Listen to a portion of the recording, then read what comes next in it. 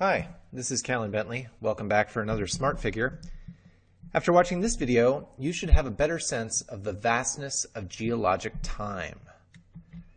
So one of the things that you'll learn over the course of your physical geology class is that geologic time is really vast. And it's been divided up into a series of chunks of time that have different lengths and have some pretty wacky names. So you can see some of those names here, including the Precambrian, the Archean, the Proterozoic, and the Phanerozoic. The Archean and the Proterozoic and the Phanerozoic are all the largest slice of geologic time, what's referred to as an eon. And what we've done here is we've blown up the Phanerozoic into the geologic time scale that you see in the middle of the image. So there's a lot more detail in the Phanerozoic because that's when we have multicellular animal fossils. So for instance, trilobites are found from the Cambrian on up to the Permian. And we find things like fish fossils from the Devonian all the way up until the present day. But all these different divisions are based on changes in the fossil record. And after the fossil sequence was established and names like Cambrian, Ordovician, Silurian, Devonian were laid down, we discovered that we can actually figure out approximately how old in absolute terms these different eras, periods, and epochs are. And that basically comes from radioactivity.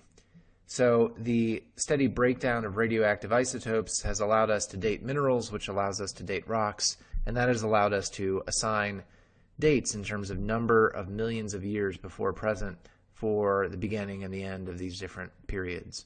So for instance, the Jurassic period, which is one you've probably heard of before, started just under 200 million years ago and ended about 145.5 million years ago. Now, the vastness of geologic time is a hard thing for a person to wrap their head around, so an analogy may be useful. If you condensed all of Earth history into a single calendar year, you would see that most of Earth history is that Precambrian portion of geologic time, where essentially there's not a whole lot of fossil record. So we have the origin of the Earth on January 1st at midnight. February 28th is the age of the oldest known rocks. There were probably rocks that formed between January and February, but they were all likely destroyed by the processes of the rock cycle. We think that life probably began in late March. Then April, May, June, July, August, September, they all roll around, and there's not a whole lot of changes to the living organisms on Earth. However, the biggest punctuation mark in the geologic record is in mid-November, and that's the beginning of the Phanerozoic eon. That's the one where we have lots and lots of animal fossils. By late November, we have plants and animals moving out of the sea and onto the land, and then most of the action takes place in the final month of the year, which is December. So if you look at December, you'll see that from December 15th through the 26th or so is the Mesozoic era of geologic time, and that's when dinosaurs dominate on the surface of the Earth. Our own history doesn't show up until the very last day of the year, December 31st. So if we zoom in on December 31st and look at the afternoon on that day, basically what we're looking at is that the oldest anatomically modern human fossils show up around 11 minutes till midnight. At about 1 minute and 15 seconds until midnight, the last of the Ice Age glaciers retreat. And then in the final minute of the day, basically we're looking at the rise and fall of various civilizations, Columbus arriving in the New World, and then, basically now. So in this perspective, where all of human history is occurring in 11 minutes out of an entire year, you get a real sense of how incredibly deep geologic time is. Another analogy that I find useful is the Washington Monument. This is an obelisk on the National Mall in Washington, D.C.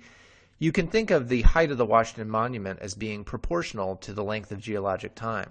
So the base of the monument would be the condensation of the solar system, the nebular theory for the formation of the Earth, and then basically the whole Precambrian taking place up until the little pyramid up towards the top, where we see the first fossils of animal bodies, and then things like dinosaurs would occur up towards the very tippy top, and then finally All of human history would be the thickness of a sheet of paper draped on top of the Washington Monument.